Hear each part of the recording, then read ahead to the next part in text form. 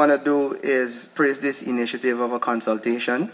I think it's a very good step in the right direction. But I also want to acknowledge the government, President Ifran Ali, who time and time again has shown that he is for the viable growth of the industry. It's hard to deny that we have more opportunities, and a lot more opportunities in the past 6 years for the creatives. And even just to be able to say, if somebody asks you that you're an artist, there was a time not so long ago, if somebody asks you, what do you do? And if you say you're a singer, they said, okay, but what do you do? But to now be able to say that you're a singer and it have weight behind it, but not just weight, but a sense of pride in what you do, I think that that is also commendable. I know the Ministry of Culture has an open door policy and an open door culture that you can go to them and you can speak to them whenever you can catch them, but their doors are open. With all that said, I feel like it would be remiss to not talk about the things that irk us also in the music industry. So I want to get into that. Guyana is, in comparison to other Caribbean islands, very far behind. If it were a 100-meter race, they are at the end and we have not yet left mark set.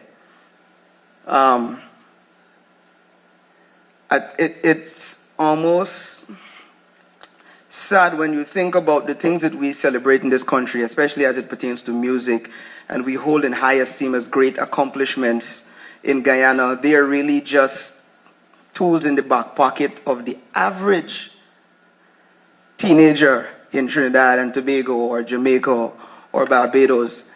I have colleagues in this music business who are from the Caribbean who started after me, and if I'm to be very honest, they probably will go further than I can go, and it's not a matter of talent. It's a matter of them having a better foundation than I do, and the other creatives in this country do. I have friends who have musicians in their band, and every one of those musicians can read music, having never gone to a tertiary education like Edna Manley that teaches music. And that is because from a very young age, even at primary and secondary level, they don't only understand music, but they understand the business of music and the value of creativity. So when we now as Guyanese are learning to master the sound of a particular era, they have already created another sound. And so we are far back.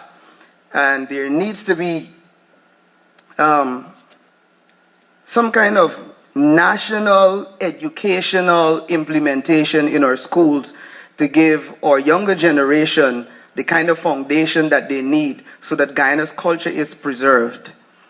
Am I making sense? I feel like I'm preaching.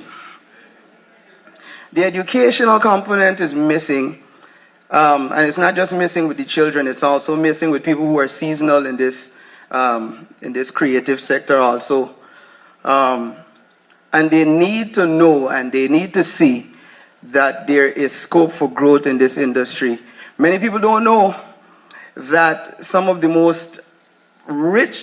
richest people in this industry are not those that hold mics, not those that perform every single weekend are booked out, but those that write the music, those that produce the music, those that compose. They sit in their rooms every single month and receive a check because there are royalties to be had from that. But it's hard to tell my colleagues about royalties if we don't talk about intellectual property rights. That is an uphill climb that I don't foresee that we can just fix with the waving of a wand, but it's definitely something that we have to look into. Guyana's laws concerning this are very odd. Let me tell you how old it is. There is no person standing in this room that was born when those laws concerning our rights as musicians were passed. That means it predates. Okay, my time is up.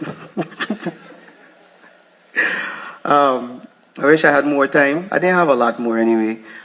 But I'm still thankful for this consultation.